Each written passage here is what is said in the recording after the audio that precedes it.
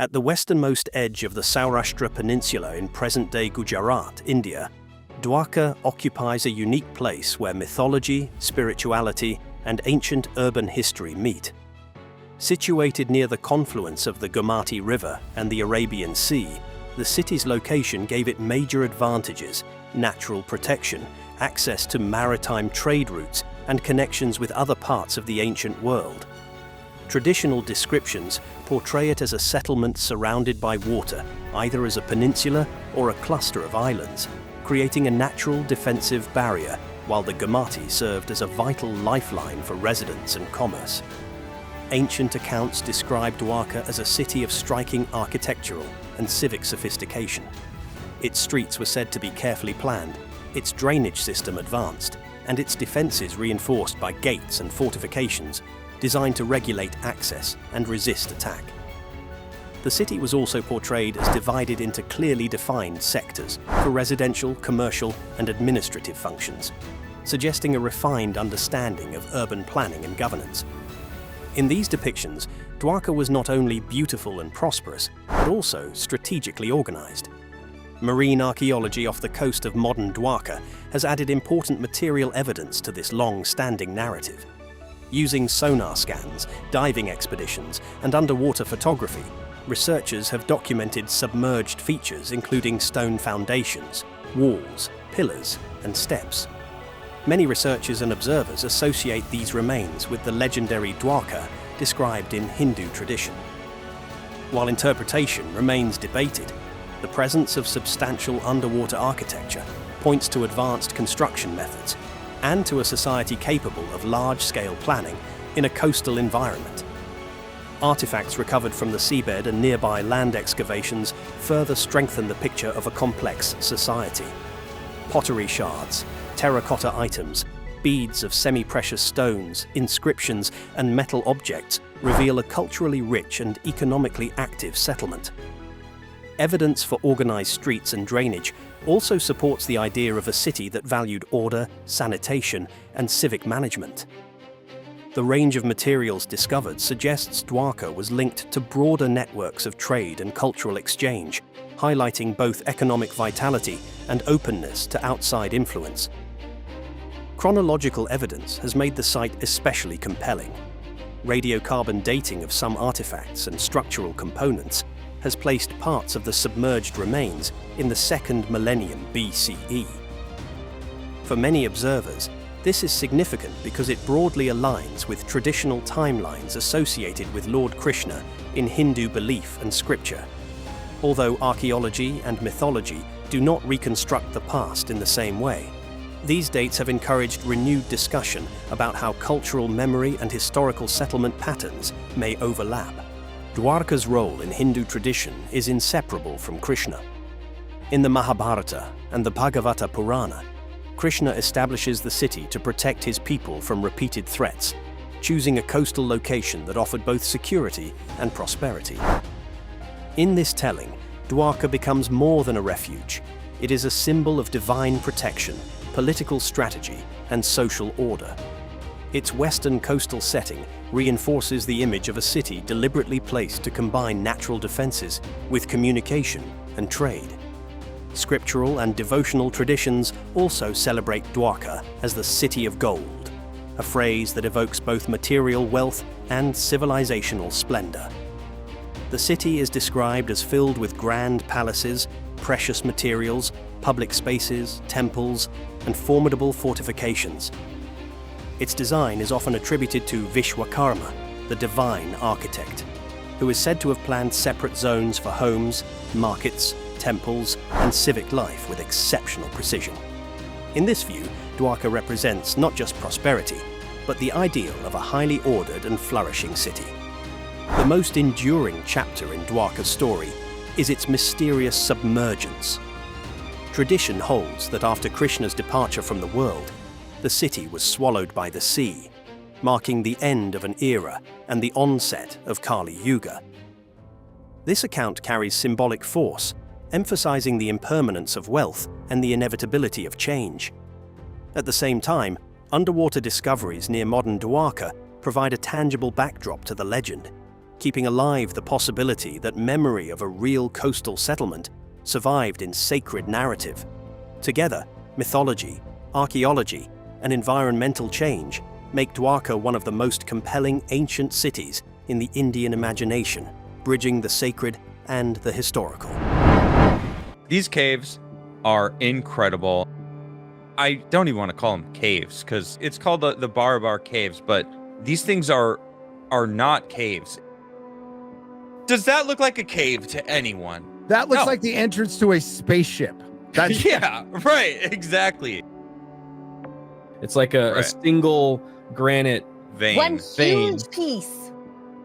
Deep in the heart of India, shrouded in the mists of ancient history, lies a marvel of engineering and artistry that continues to baffle and amaze. The Barabar Caves, a series of rock-cut chambers carved into the granite hills of Bihar, India, the oldest rock-carved caves that exists to date. What secrets do they hold? How were they built? And what purpose did they serve? Could humans really have created this ancient wonder? The Barabar Caves, discovered in the early 19th century, are believed to be the oldest surviving examples of rock-cut architecture in India, dating back to the 3rd century BC. They were commissioned by Ashoka the Great, the Mauryan emperor who famously converted to Buddhism after the bloody Kalinga War. These caves were meant to serve as retreats for monks and ascetics seeking spiritual enlightenment. What is immediately striking about the Barabar Caves is the sheer precision and polish of their construction. The walls and ceilings are so smooth, they seem almost mirrored. The interiors are devoid of any ornamentation, emphasizing their austere and contemplative purpose. Even today, after more than 2 millennia, the echo of a whisper reverberates through these chambers, creating an ethereal atmosphere. The most iconic of the Barabar Caves is the Lomas Rishi Cave, distinguished by its unique horseshoe-shaped entrance, reminiscent of the Chaitya halls of later Buddhist architecture. The interior is a single spacious chamber with a vaulted ceiling, culminating in a stupa-like projection at the far end. The acoustics within the Lomas Rishi Cave are extraordinary, creating a sense of otherworldly resonance that amplifies even the slightest sound. But how were these caves built? The technology available at the time was rudimentary, consisting mainly of iron chisels and hammers. Carving into the hard granite would have been an arduous and time-consuming task. Yet, the sheer scale and precision of the Barabar Caves suggest a level of mastery that seems almost impossible for the time. Some scholars theorize that the Mauryans might have employed advanced techniques, perhaps even using fire to weaken the rock before chiseling. Others speculate that they might have had access to specialized tools or knowledge that has since been lost.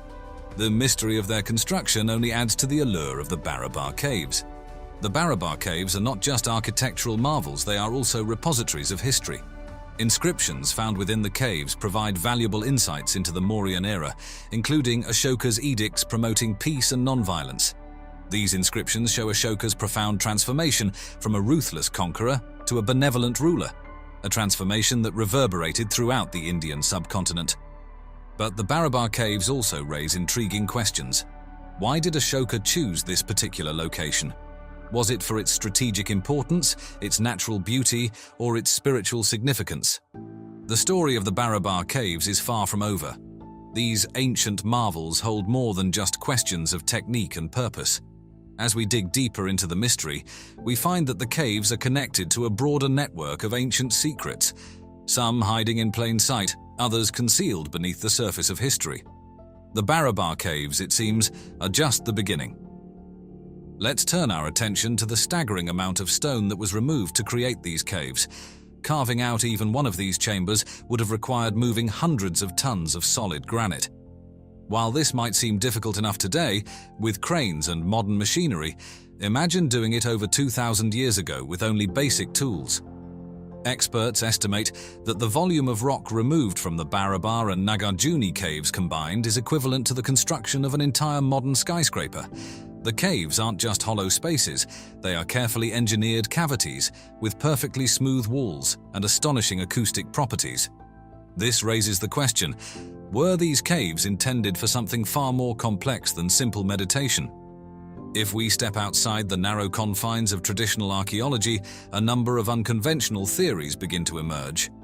One of the most compelling is the possibility that these caves were not simply religious sanctuaries, but sites for ancient experiments with sound and resonance.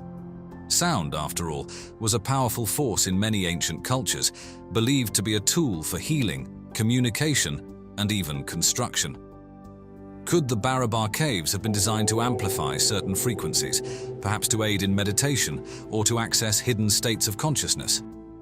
Some researchers propose that the unique sound dynamics within the caves were not accidental, but were the result of advanced knowledge of acoustics, knowledge that may have been lost to time. When comparing Barabar to other ancient acoustic marvels, such as the Hypogeum of Saflieni in Malta, where low-frequency sounds resonate powerfully within the subterranean chambers, the similarities are striking. In both cases, the structures amplify sound in ways that seem unnatural. Could there have been an ancient global understanding of sound technology that allowed different cultures to manipulate their environments for spiritual or scientific purposes? But even more provocative is the idea that the Barabar Caves and the surrounding region could have been used for something much more practical. Some conspiracy theorists have speculated that these caves were not spiritual retreats, but part of a network of sites dedicated to early technological experiments, possibly in metallurgy or energy generation. Ancient India was known for its early advances in metallurgy, particularly with the discovery of Wootz steel, a high-carbon alloy that later became famous as Damascus steel. Could it be that the Barabar region, rich in iron ore, served as a hidden laboratory where ancient metallurgists conducted experiments in the production of alloys, harnessing the natural acoustic properties of the caves for unknown purposes? There's also the curious question of why the Ajivikas, a relatively obscure religious group, would commission such monumental works. Ajivikas were known for their strict ascetic practices, rejecting material wealth and worldly possessions. So why would they need such massive, intricately designed caves? Could it be that the caves had a dual purpose, both spiritual and scientific? Some researchers have suggested that the caves may have served as a place where spiritual leaders and early scientists exchanged ideas, blurring the line between religious meditation and scientific experimentation. This theory gains traction when we look at other caves and rock-cut structures in the region, like the Udayagiri and Khandagiri caves in Odisha, carved around the same time as Barabar. While Udayagiri and Khandagiri served more as monastic retreats for Jain monks, the designs are remarkably intricate, featuring tiered halls and passageways that hint at more than just religious devotion. Could these sites have been part of a larger network of spiritual and scientific centers stretching across ancient India? There is a growing belief that these cave complexes were not isolated projects, but rather the work of a sophisticated civilization, with knowledge that extended beyond the spiritual into fields like geometry, engineering, and metallurgy. Looking westward, comparisons with the Ajanta and Ellora caves in Maharashtra become even more intriguing. Unlike Barabar, the Ellora complex contains vast temple structures, including the breathtaking Kailasa temple, which was carved from a single piece of rock. What ties these sites together is the sheer scale of excavation. While Barabar focuses on precision and acoustic properties, Ellora and Ajanta showcase the massive scale and intricacy of rock-cut architecture. The fact that both were created around the same time period raises questions. Were these part of a grander pan-Indian tradition of rock-cut engineering that blended religion with early scientific understanding? Could the same knowledge have flowed between these centers, each site fulfilling different roles in a complex network of spiritual, technological, and social life? There are also strange connections to be made when examining other rock-carved sites across the world. For instance, Petra, the ancient Nabatean city in Jordan, shares some remarkable similarities with Barabar. Both were carved into solid rock, both involved an unimaginable amount of labor, and both exhibit architectural features far ahead of their time. Petra, with its elaborate facades and hidden tombs, and Barabar, with its smooth chambers and enigmatic acoustics, may have been created for vastly different purposes, yet the precision and effort involved suggest that the people who built them shared a deep understanding of stoneworking and engineering. While mainstream historians argue that these similarities are coincidental, the evidence is difficult to ignore. Were these sites merely the result of isolated advances in technology, or were ancient cultures more connected than we realize, sharing techniques and knowledge across vast distances? Then there's the question of why these caves are located where they are. The Barabar Caves are situated near Gaya, a place of immense spiritual significance in India.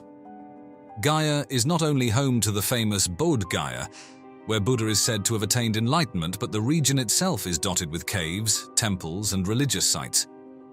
Could there be something about the land itself, something about the energy of the place, that made it a focal point for spiritual leaders and scientists alike?